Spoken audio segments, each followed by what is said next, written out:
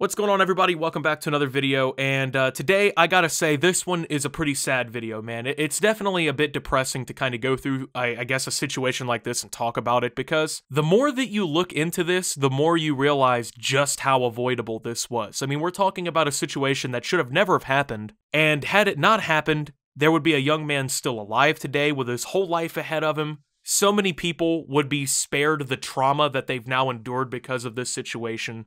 It wouldn't be a big news story making YouTubers look stupid, and it would be better if this all never happened, obviously. I mean, we're talking about something where someone lost their life, right? And they literally could still be alive today had they just made common sense decisions, right? Like, the decision that I think most people would come to would literally have spared this young man his life. And it's unfortunate that that's the case, and I might sound a little calloused at points throughout this video, but this is legitimately how I feel, man, because you look at a situation like this and just realize what happened, right? I feel like, honestly, you definitely can be calloused about this. So, the prank community, especially here on YouTube, has always been viewed pretty negatively, at least from what I can remember. And this really all stems back about 4 or 5 years, 2016-ish, when YouTube pranksters really became notable because commentators were tearing into them. I mean, you had people, they fake these pranks and everything and pretend that they're real, which isn't even the real problem, right? Them faking the content isn't the issue. It's more or less realistically what they're faking, and I think that also ties into this situation. But right, like, we've had these prank channels like fake making out with moms on the beach and like harassing people in public, and it gets to the point where it's not even really pranks if it is real. It's just legitimate harassment of people in the streets, and it's just fake at best. So they've already not been viewed very well, but I think especially after a situation like this, it's going to probably affect how they're viewed a lot more. So we've had pranksters doing stuff like this all the time, right? You know, going out in public, they see a bodybuilder, they go up and shove him. The bodybuilder's about to just kill him, right? You know, hit him so hard that he does like that cartoon spin where like his head goes around and around and around. Fucking pummels one of them into the ground until they turn into the little xylophone, the little I forget what those, that's not a xylophone. I can't remember what they're called, but about to hit these motherfuckers so hard that they go literally out of orbit and they're the first person to touch down on Mars. And then what they'll always do, it's a classic, they'll start stepping or running away and just yell, "It's a prank, bro," over and over again. And it just completely dissolves them of any wrongdoing. But in this situation, someone lost their life because of this kind of game. The grandmother of a 20-year-old man killed outside of an Old Hickory business during a, quote, prank robbery last week is urging parents and guardians to pay attention to what their children are doing on social media platforms. Nashville Metro Police said that Timothy Wilkes was shot to death the night of February 5th in the parking lot of Urban Air Adventure Park on Old Hickory Boulevard in Old Hickory. Detectives determined that Wilkes and a friend were taking part in a, quote, prank robbery as part of a YouTube video. When the two friends armed with butcher knives approached a group of people in the parking lot, police said that a 23-year-old man in the group was unaware of the prank and shot Wilkes, killing him. Okay, so this took place in Tennessee. I'd say that's a pretty Republican area here in the United States. You have to almost assume that a lot of people are going to be carrying a firearm. Those, like, traditionally conservative states, you know, a lot of the southern states, Texas, Tennessee, those are states, man, that, like, people genuinely carry guns more often than normal there, right? Like, you know, the amendments, I guess, and the freedoms or whatever, right, of the Constitution are, like, taken super seriously there, and, like, the Second Amendment's, like, a big debate here in the U.S. already. But if I can think of, like, top 5 worst places to antagonize anyone, it's gonna be in a place like Tennessee. Second off, I hate that they're classifying this as a prank robbery, because this is not a prank. See, the thing about a prank is it's a joke that both people usually can laugh at, right? You know, "Oh, got your nose, motherfucker," like, we both laugh. "Hey, look down this bottle of Coke," and you drop a Mentos in it and it, you know, explodes in their face, right? Like, that's a prank, okay? A prank is not walking up to a group of people in public with fucking butcher knives and robbing them as a prank. There's no joke there. Like, who's gonna laugh about that, bro? If I saw a video of somebody doing this as a prank, I would not be laughing, bro. There's nothing funny about that, okay? You're legitimately endangering people's lives, okay? And how is this person supposed to know that this is a fucking prank? I mean, I'm gonna keep it a $1.50 here, right?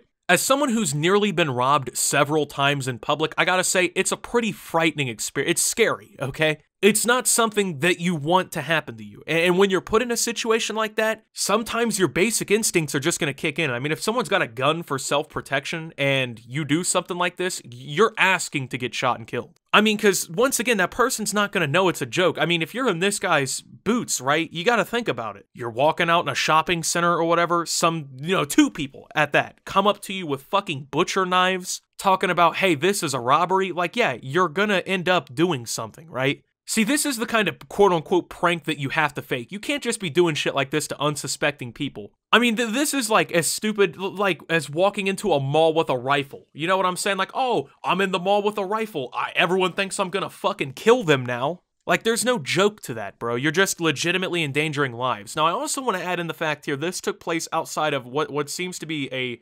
trampoline park. As someone who's been to a trampoline park, Urban Air Adventure Park, that sounds a lot like a trampoline park. So I'm gonna have to assume there was probably children in the vicinity, right? Imagine that you're a parent walking with your kid to the trampoline park, and your 6-year-old kid has to see somebody fucking kill somebody in what was perceived to be self-defense because of that, right? This kid is now traumatized for life. You're now traumatized for life. The person who shot him is traumatized for life. The police officers and the first responders who have to respond and see a dead person, they're now traumatized. There's literally no good that can come out of that situation, right? There's no good in any of that. As far as this YouTube stuff, this is something new to me that he was actually into it. It's still pretty much a mystery to me. Shirley Berry, the grandmother of Timothy Wilkes, told News 2. Berry described her grandson as a soft-spoken person and said that he was working at the Hermitage Walmart for several years before going to school to pursue a career in HVAC. He also served as a role model for his 2 younger siblings and his cousins, she said. I don't even see him as a man. I always see him as my baby, Berry explained. You've never really seen him smile too much. He was always serious. She added, I don't want people to see him as a thug. I don't want them to have any misconception about my grandson. Well, I wouldn't say that he's a thug, right? Because apparently this was all like a big prank, right? And honestly, you can chalk it up to just making a really stupid fucking decision. And people do that, right? People make horrible decisions, but this is just simply one that you can't excuse. I mean, you can't do something like this. You can't go out in public with knives and pretend to rob people for YouTube pranks. That's not something that you play around about. And it's definitely not something that you record yourself doing. I mean, at the end of the day, it's literally you recording yourself committing crimes. You know, it don't make any sense to me, but I don't see him as a thug. You know what I'm saying? I see him as somebody who made a horrible fucking decision that unfortunately cost him his life. And I mean, he had his whole life ahead of him, right? He is the same age as me, basically. You know what I'm saying? We're basically the same age, right? Like, I can't imagine me making this decision, but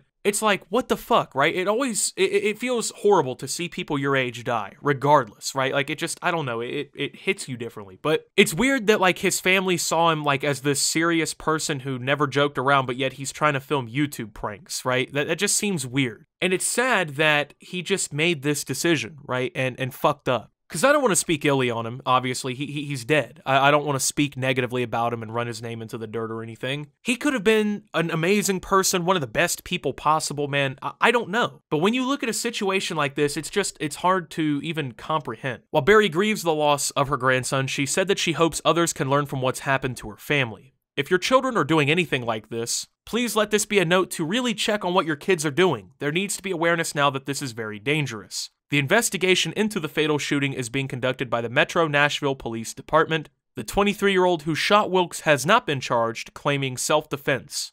As sad as this is, man, and as much as I don't want to say that this guy was a bad person, honestly, I think it's a good thing that this was claimed as self-defense. If the story adds up the way that it was told and everything, and this is the real story, you know, I think this is honestly as much of a textbook case of self-defense as you can get. I mean, someone comes up to you with a weapon threatening to rob you. At that point, like, your life is immediately in danger. Like, anytime someone brandishes a weapon, your life is now in danger. Like, I honestly, that's textbook self-defense. I mean, you gotta do what you gotta do to be alive the next day.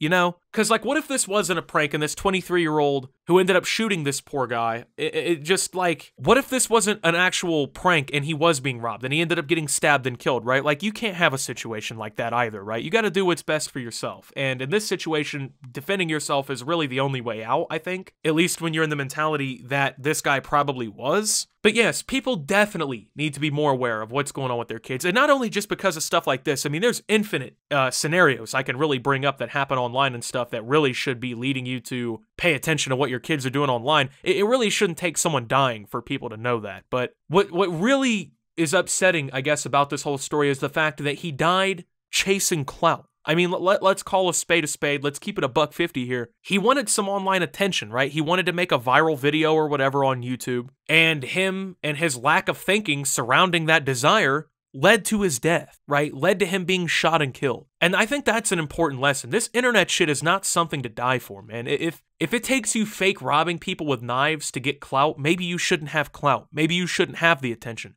Maybe you shouldn't have the spotlight. And I think if more people thought that, like, hey, maybe I don't need it that badly, maybe we would be in a better place. But with all this being said, man, thank you guys for watching. If you did enjoy, make sure to leave a like. Subscribe if you're brand new around here on the channel. Follow me over on Twitter and Twitch at @SubToOptimus. Make sure to check out Shop Opti down below. Tragic situation. Thank you to my channel members. Your support helps my channel tremendously. And until my next video, guys, this is Optimus, well, not fake robbing, and signing out. You've seen cool stuff in your life before, but you've never seen cool shit like this. Introducing Horser. Are we sure what it is? Not really. But is it interesting? Absolutely. Optimus, what do all these luxury cars and videos of horses and nature have to do with Horser? They're specially crafted in that order to make you want to buy shit. To make you think to yourself, oh, this Horser brand represents luxury and wealth and nature, and I need that. So fulfill the advertisement's role and go buy it. Horser, keep it on you, or some shit like that.